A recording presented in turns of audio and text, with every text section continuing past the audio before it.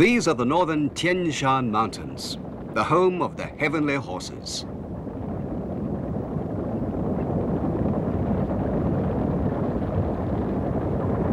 The people here have always eaten horse meat, drunk mare's milk, worn horse hide, ridden on horses, and in the past they even fought on horses. Through these vast spaces echoed the sound of hooves, the hooves of horses belonging to nomadic tribes, the Huns, the Usun, the Tujue, and you could almost hear the roar of the great conqueror Genghis Khan when he said, "If I had no horse, how could I live? If I fall from my horse, how can I go on fighting?" The northern foothills of the Tian Shan Mountains are the home of many mounted nomads.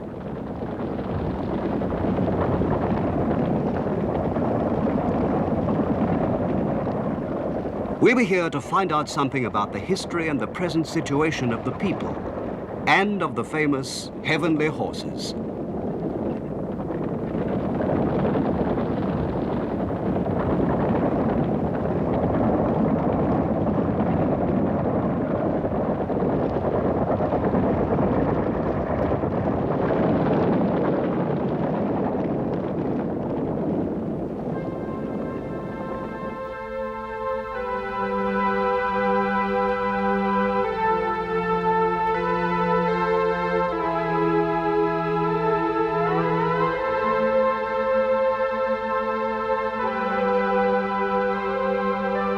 The Tian Shan Range is big enough to include the whole of Japan.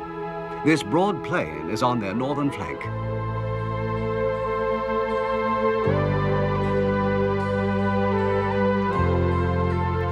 The road through this area is the North Tian Shan route of the Silk Road.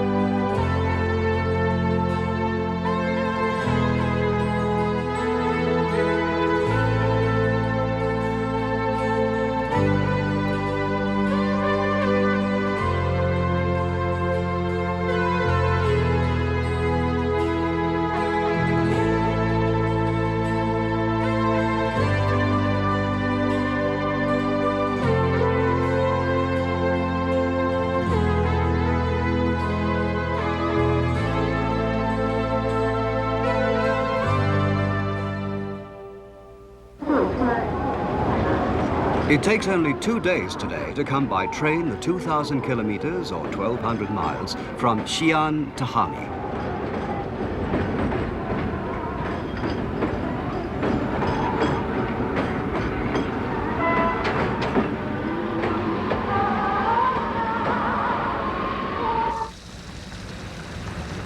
Hami is in the east of the Xinjiang Uyghur Autonomous Region. On a bell tower at the Jiuquan Oasis in the Hexi Corridor, there's an inscription which reads, "When you get to Yiwo, you've reached the far west." This is the ancient land of Yiwo.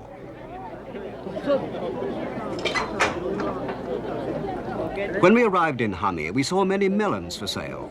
They're very good melons and almost melt in your mouth. They've been famous for a long time. And once, when a Mongol king sent some of them to a Ming emperor, the emperor said they were delicious and wanted to know more about them. All that was known was that they were Hami melons.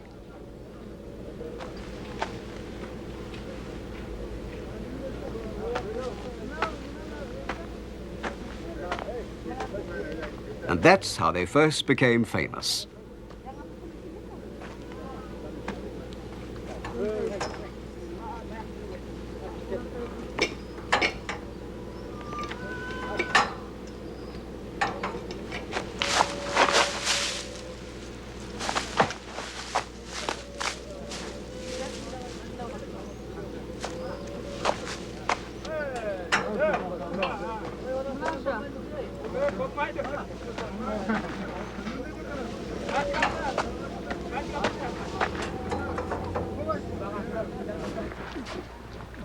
About 200 kilometers or 120 miles from Hami, we saw people making salt. Here it's very far from the sea, so they have to extract salt from the earth. There are two ways of doing this. You can mine solid rock salt, or you can pump fresh water into the salty layers and pump it back again as brine.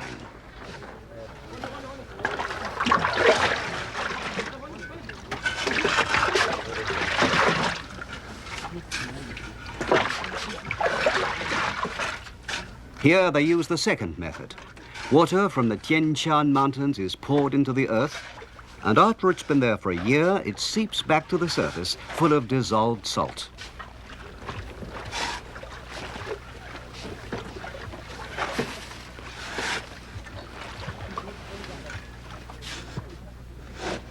One of the men told us that the hottest months, July and August, are the busy season for the salt workers.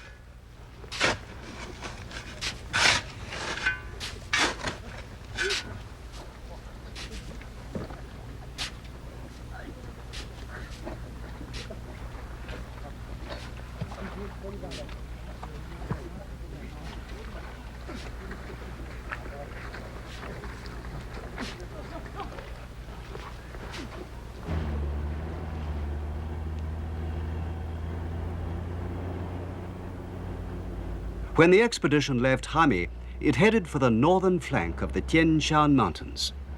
The Silk Road started in Chang'an and went west to Hami before dividing into two routes. The South Tian Shan Road passes through Turfan, Korla, and Kucha. But now we were passing along the northern route.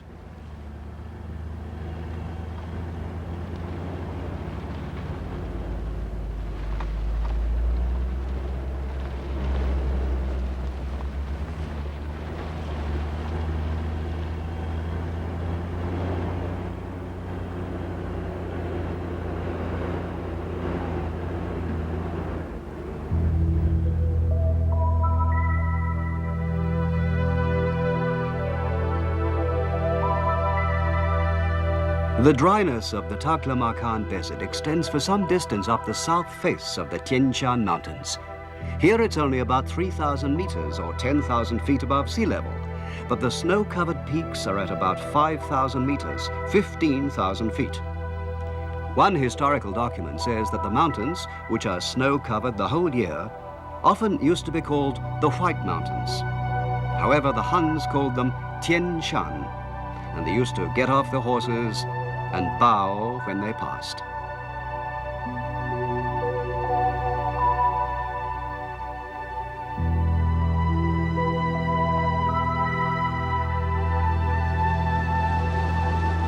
Another history book describes the road like this.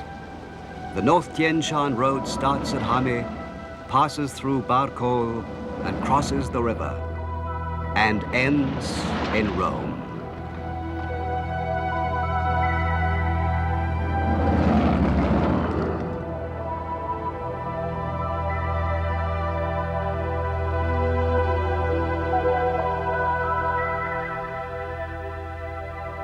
In the past, this road has often been the scene of battles. The early Han Emperor Wu Di sent soldiers here against the Huns, and so did later Han sovereigns. Here's what the Chronicle says about one of these battles. Do Gu came to Tian Shan and attacked the Huns, cutting the heads off 1,000 of them. The Huns retreated, but Do Gu pursued them as far as Barkol.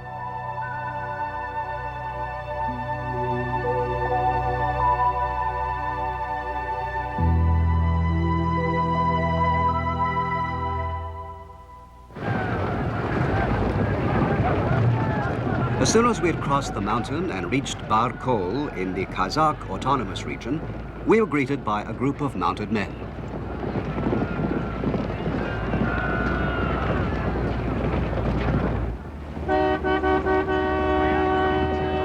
They were Kazakhs, members of a nomadic tribe that are sometimes called Cossacks.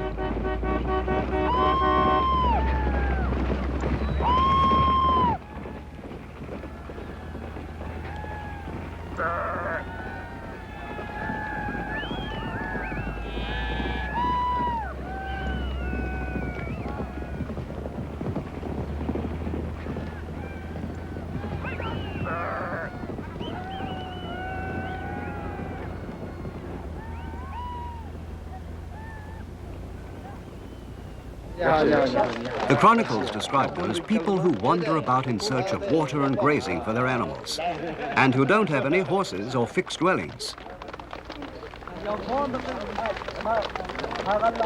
We were invited to enter a pao, or Mongol tent. When we were inside, we first had to wash our hands. You're supposed to wipe your hands dry and not to shake them.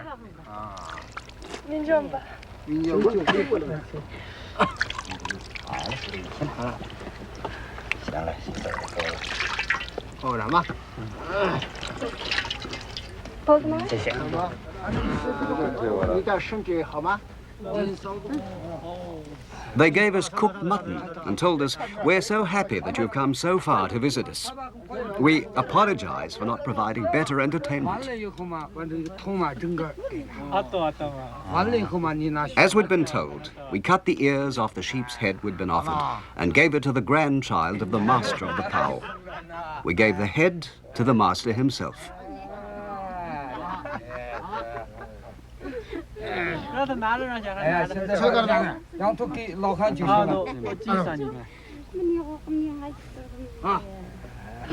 Mutton is the greatest delicacy among the Kazakhs, and this is the proper ceremony.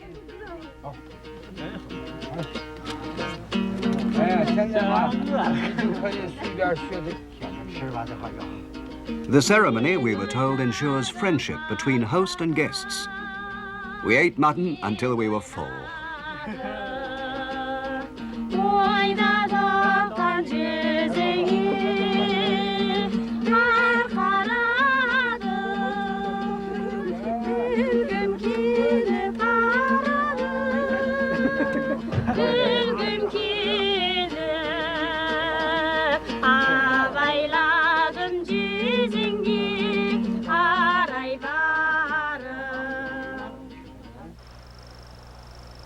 We also visited a family of falconers. When they have their masks on, the hawks look perfectly tame. But when the masks are removed, they're trained to hunt down game. This hawk is only 6 months old, but its wingspan is already 2 meters or 6 feet. In the summertime, the hawks are trained and become strong. Then in the winter, they'll hunt for foxes and wolves. The falconer was a silent man. He only spoke once and told us the Tian Shan Mountains were full of blessings.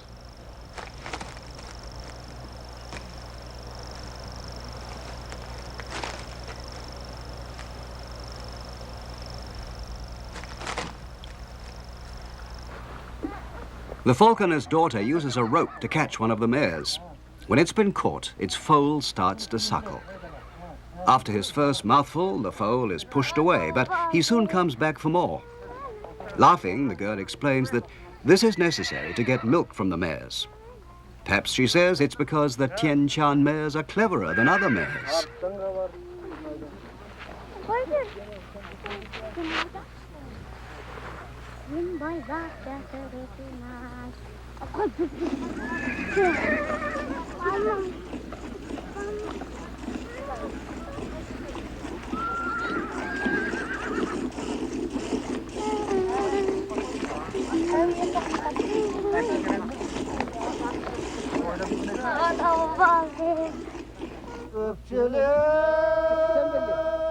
The mare's milk is used to make a kind of cheese. The Kazakh people drink mare's milk and eat mare's cheese just like other people drink cow's milk and eat cow's cheese. In fact, their horses are far more important to the Kazakhs than cows are to most other people.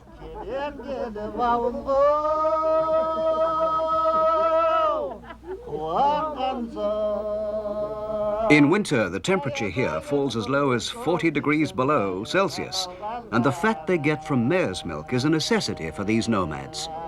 The old Mongolians had a proverb, "How can a person live away from his horses?"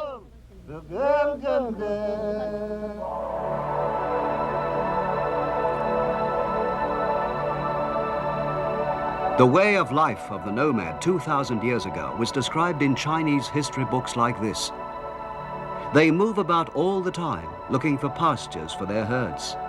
They have many horses, cows, and sheep, and even a few camels. They never make written contracts, but all their agreements are just verbal. Even quite small children hunt birds and mice, shooting with bows and arrows from the back of a sheep. When they're a little bigger, they hunt foxes and hares. Everyone from the king down eats meat and wears animal skins.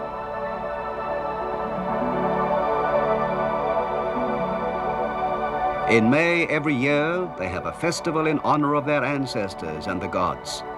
In the autumn, when the animals are all fat, they take a census of the people and of their herds.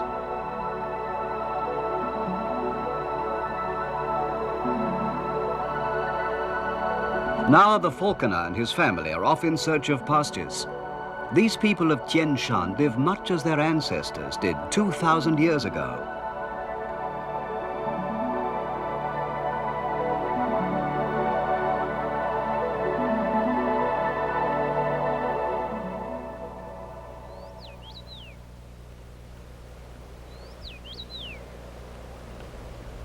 The way in which man and mountain have coexisted for many centuries makes one think of the many wonders of nature and how men can find a home in almost every kind of environment.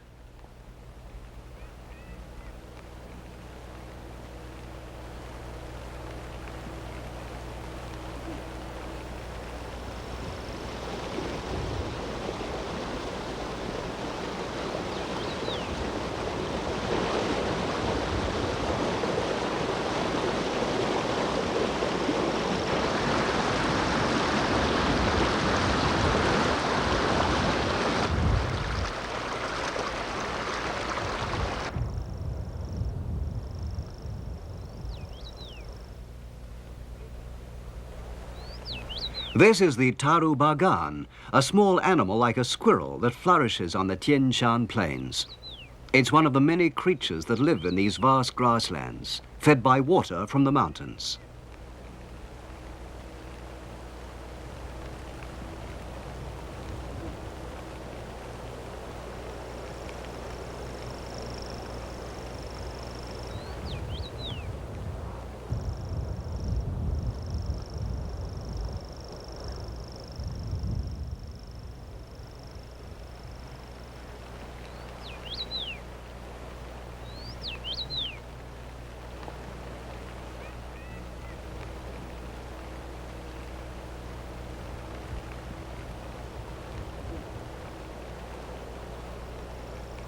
To the east of Tien Shan are the Altai Mountains, another home of nomadic people which skirts the Mongolian steppes. Between the two ranges of mountains lies a vast basin called Jungaria. In the center of the basin is a desert, but its sides are plain so grassy that they look almost as though they were carpeted. The grass grows well because of the melting snow from the mountains.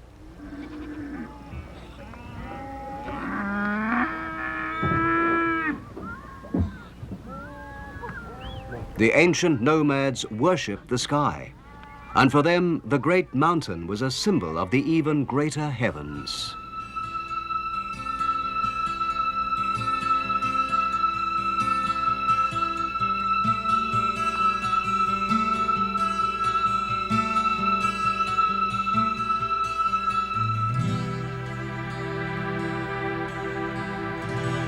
This is Lake Barkol, the same lake that was mentioned by the Han chronicles. The Huns retreated, but Dogul pursued them as far as Barkol.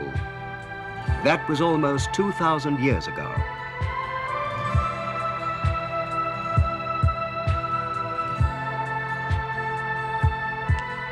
Besides Lake Barkol, we found an old signal tower. Originally, there was one signal tower every 5 kilometers or 3 miles around the lake. The Han Dynasty history of this area says that it was a small country with only 2,000 people and 700 soldiers, and that it was more than 4,000 kilometers, 2,500 miles from Chang'an.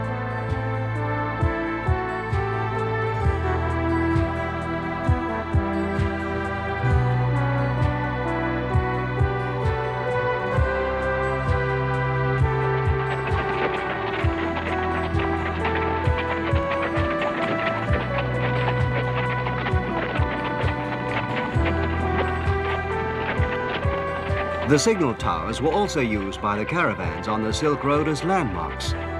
The road was used by Huns and Chinese soldiers during their long wars.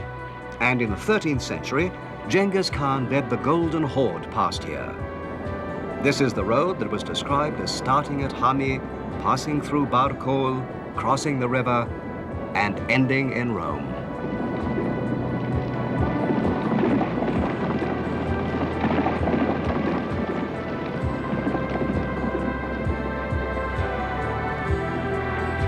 During the Tang Dynasty, this place was called Beiting Duhu Fu. Beiting means it was on the North Tien Shan Road, and Duhu Fu shows it was the headquarters of the military governor. To the south of the mountains, there was also a place called Anxi Duhu Fu, which meant military headquarters on the South Tien Shan Road.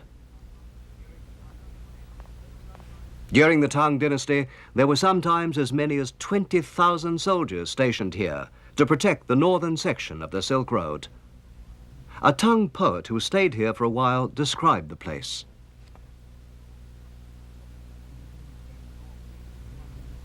He said the north wind flattened the pale grass, and that already by August the snow began to fall, making it hard for the soldiers to put on their leather armor and to draw their bows. There's a story about a prince called Mu who lived about 3,000 years ago and who once set out to conquer the western lands.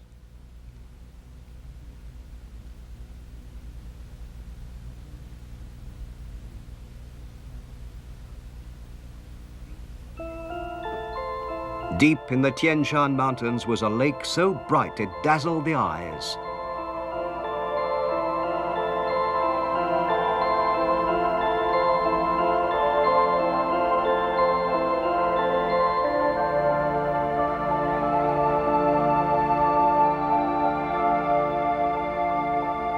Here Prince Mu dismounted and watched a small wave at the middle of the beautiful lake. It was made by a swimming woman whose skin was even whiter than the snow on the mountain. She sang to the prince and told him she would look forward to his return. She was the queen of the western lands, and her name was Shi Wang Mu. About 3 hours' journey from Urumqi, we found the legendary Heavenly Lake, which is called Tianqi.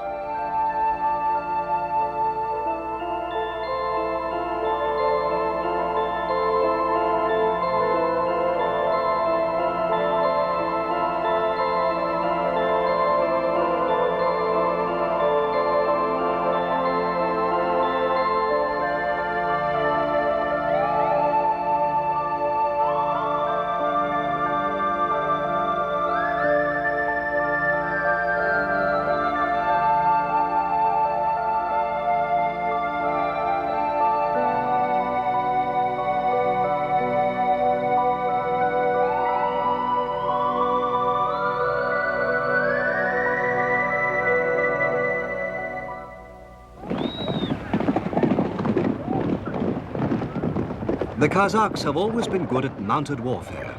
The men all used to wear armor, and they had bows and arrows and swords for hand-to-hand fighting.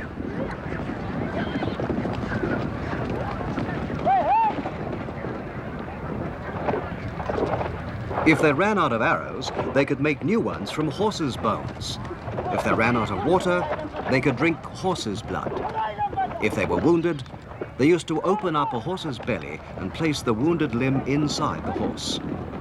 They rode as fast as the wind, and they were as rapacious as wolves.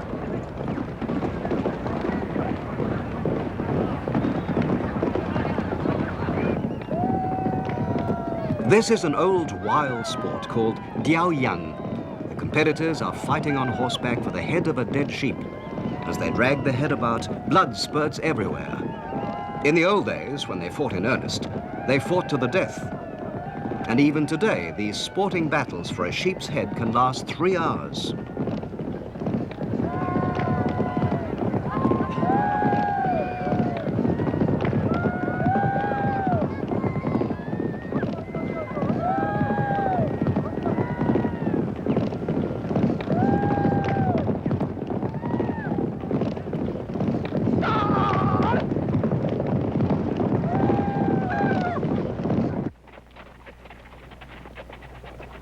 At a place called Nilki on the Tian Shan Mountains, we met a party of Kazakh women on horseback.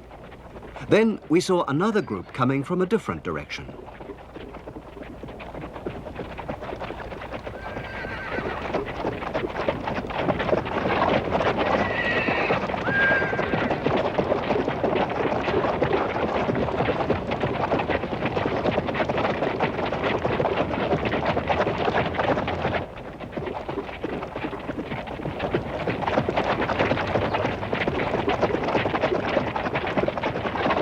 As we watched, we saw the women of the second party receive a pink scarf from the first party.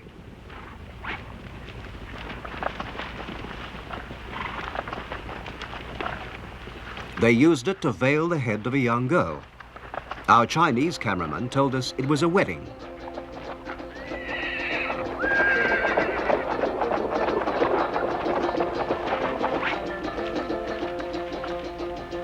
The bride-to-be dismounted about 500 meters from the groom's tent.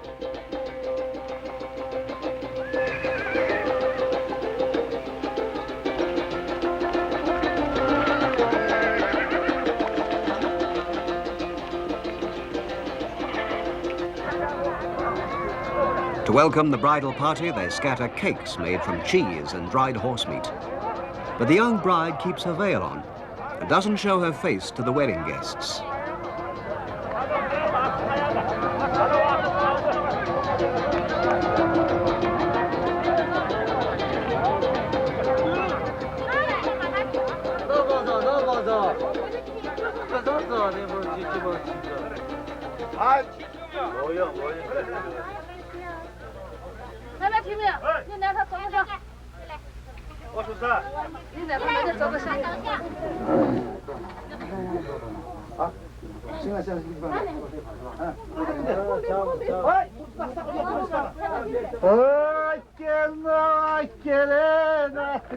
When she enters the tent, she is faced by an old man who asks her ritual questions.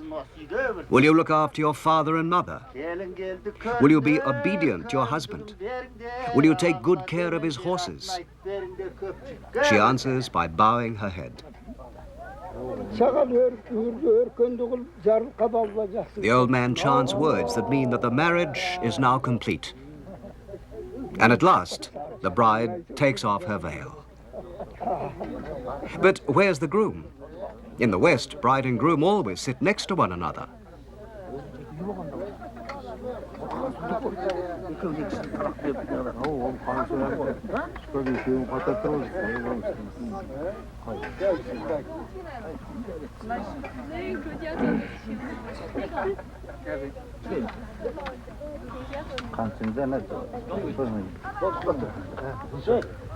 But here, the bridegroom sits in a lower place, far away from his bride.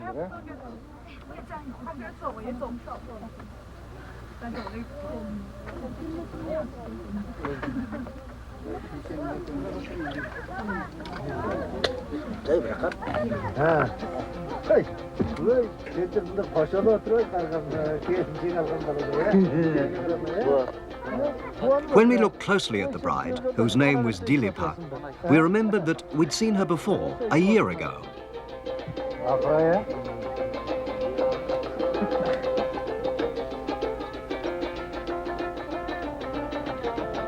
The previous June, when we came to Nilke before, we saw this girl playing a courtship game called the Gunyang Chase.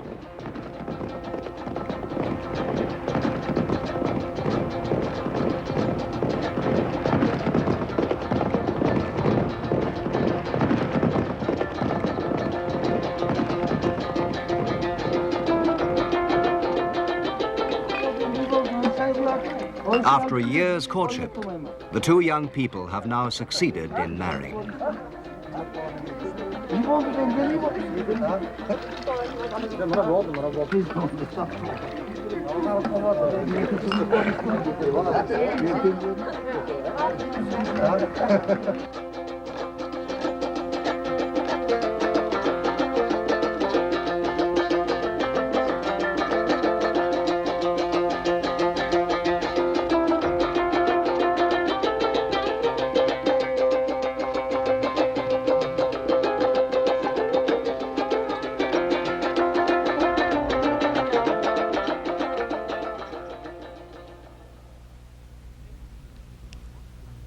Next, we traveled about 1,000 kilometers or 600 miles west of Hami to visit the Nilki Army pastures on the upper reaches of the Iri River. It's about 2,500 meters or 8,000 feet above sea level, and the temperature was only about 15 degrees Celsius, 60 degrees Fahrenheit. These plains, deep in the Tian Shan foothills, were once inhabited by a tribe called Wu Sun. They were famous for their horses. It was here that the Han Emperor Wu Di came for horses after he found that the Huns were better mounted than the Chinese army. In order to be able to beat the Huns, Wu Di needed good horses. That was why he sent Jian Qian to the western lands. And it was here that Jian Qian found the heavenly horses.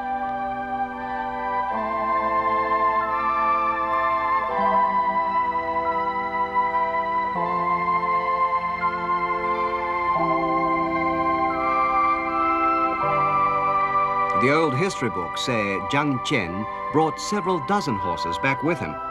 The Emperor Wu Di was delighted, and he called them Xi Ji Na, or far western horses. Hundreds of years later, the first Tang Emperor, Taizong, was buried with his 6 famous horses, which had been deified as pillars of Tang power. These 6 horses must have been far western horses too.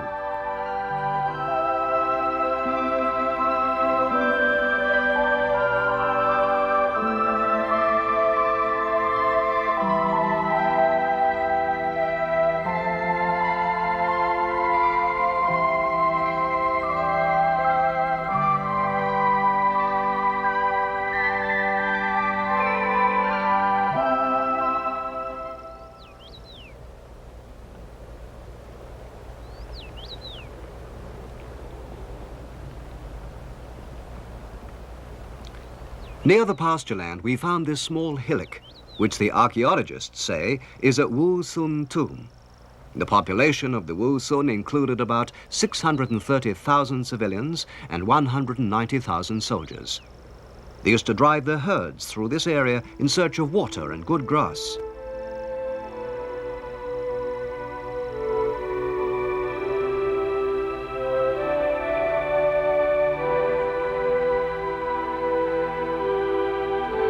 The land of Wu Sun was almost 4,450 kilometers from Chang'an, or 3,000 miles. Once, a Chinese princess came to this distant land to be married.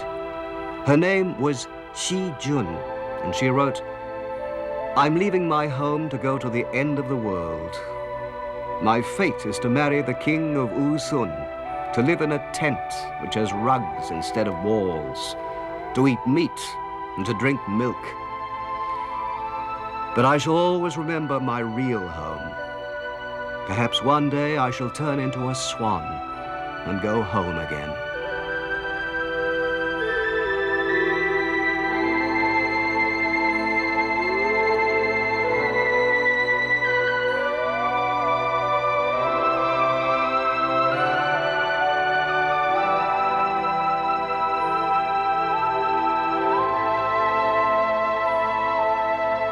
We left Hami and traveled along the North Tian Shan Road almost as far as the Chinese border, to Lake Sairam. We wanted to reach the lake by July the 13th, so we drove as much as 300 kilometers by day and continued the drive even by night. The reason we wanted to be at Lake Sairam on that date was that they have a yearly market then. On that day, people from all the North Tian Shan tribes gather together, so it's a good opportunity to see them all at one time. Lake Sairam is about 2,000 meters above sea level, 6,500 feet, and it's about 100 kilometers around, or 60 miles.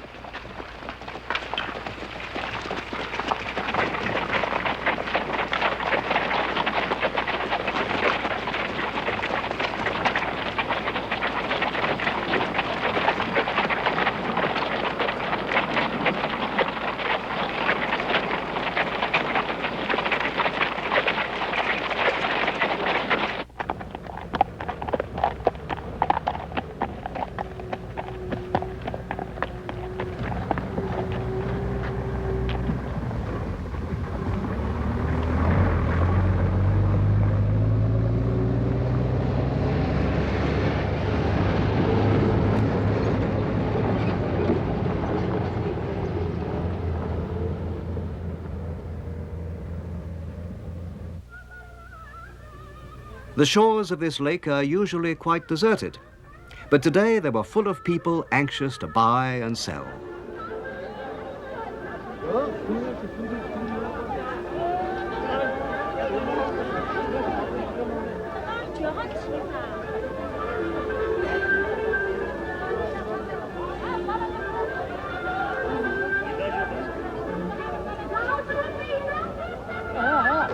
We were told that for the past 2 or 3 years, the people had much more money than in the past. So now they brought things from as far away as Beijing and Shanghai to sell at the market. There were clothes, paper, mirrors, soap, and all kinds of daily necessities.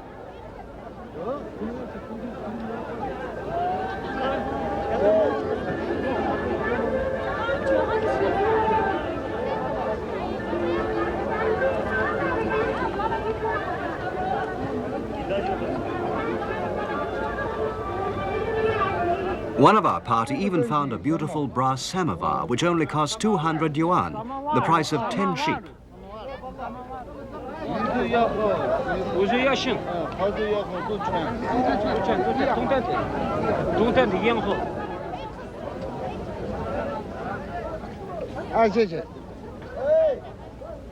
But the most popular item was a sort of black cloth, which they used to make women's skirts.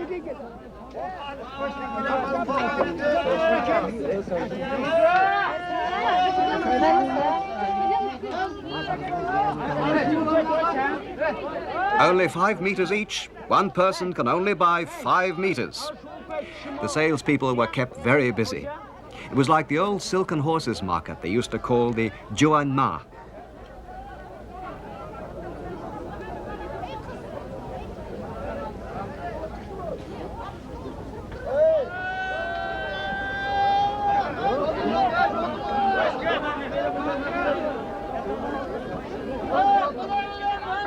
They're good, try some. To make these dumplings, they wrap minced meat and vegetables in thin wheaten dough. Then they're steamed. This sort of dumpling is popular both in China and in Japan, but they're usually made of pork. These were made of mutton and tasted rather rank to the Japanese.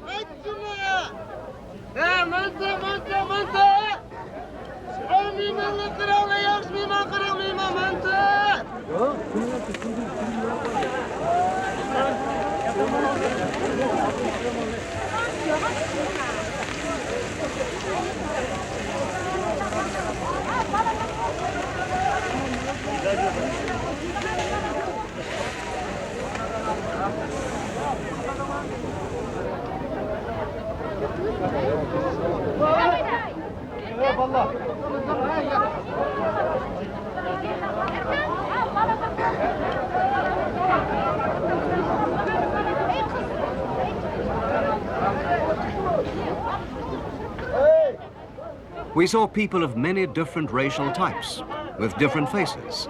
There were Uyghurs, Kazakhs, Shibo, Tajiks, and so forth.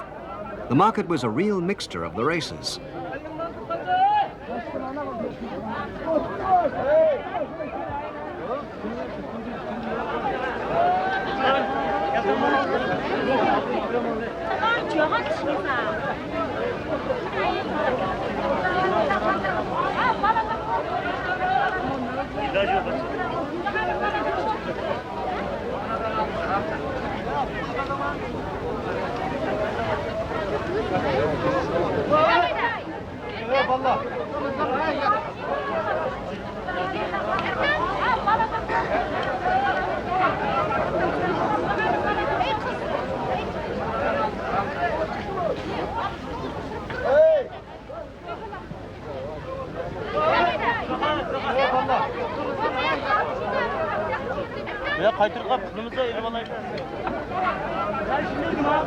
This Iri region is often called an ethnic museum.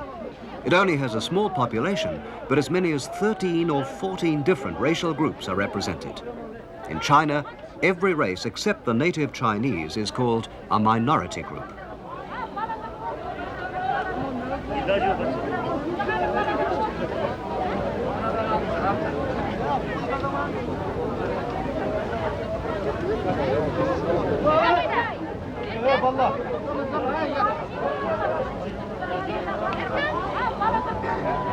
Some of these people even have blue eyes and big noses, and some look like Japanese. Every race has its own history, its own language, and its own style of dress and customs. But although the peoples have different tribal names, like Uzbek, Tatar, Kyrgyz, or Dabor, and different customs, they all lead basically similar nomadic lives. The sky, the lakes, and the vast steppes are home to all these people, and their lives are still much as they were when the Chinese first wrote about their ancestors more than 2,000 years ago. Nomads are different from agricultural people, whose way of life develops and changes continuously. For nomads, there is simply the everyday necessity of living in harmony with nature. Otherwise, they can't survive. And this situation never changes. Perhaps some ancestral memory of the nomadic way of life is why the Silk Road seems so romantic and exciting to many people.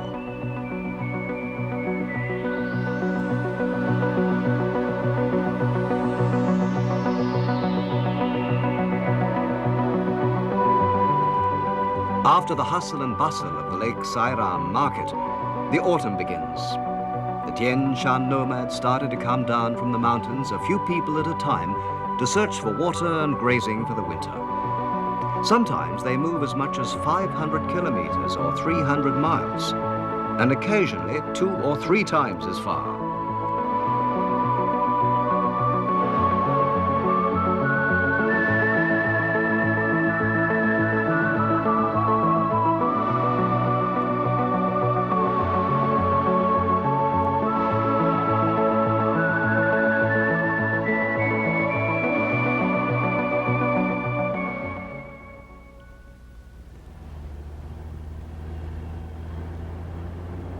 The North Tien Shan Road continues further west along a new road called the Steppe Route, or the Plains Express Route, which goes all the way to Rome.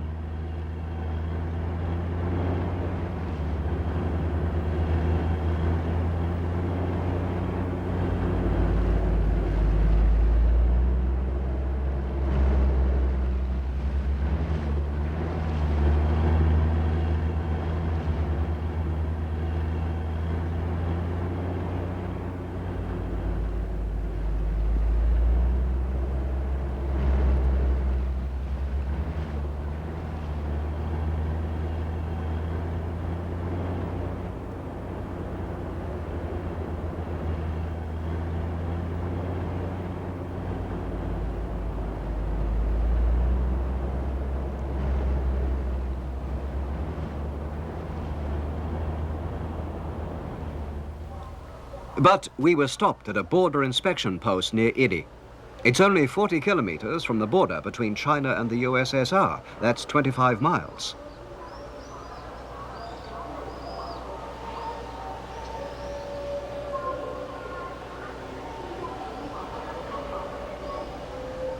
We asked to be allowed to go right up to the border, but the security police refused us firmly. Just now, the only people allowed to go beyond the office are people who have always lived between here and the border. So we had to give up any idea of going further west. We'd reached a point 4,520 kilometers from Xi'an, almost 3,000 miles. But to avoid any international incident, the area between the inspection office and the border is kept free from visitors as a buffer zone.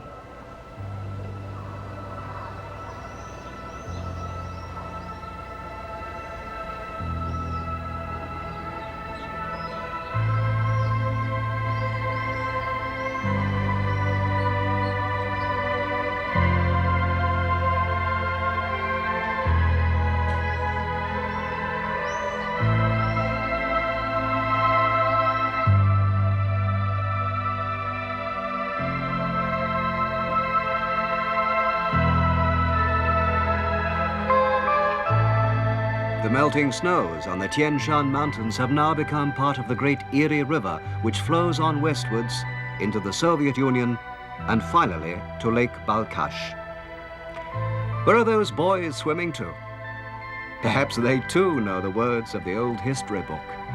The North Tien Shan Road leaves Hami, passes Lake Barkol, crosses the Erie River, and ends in Rome.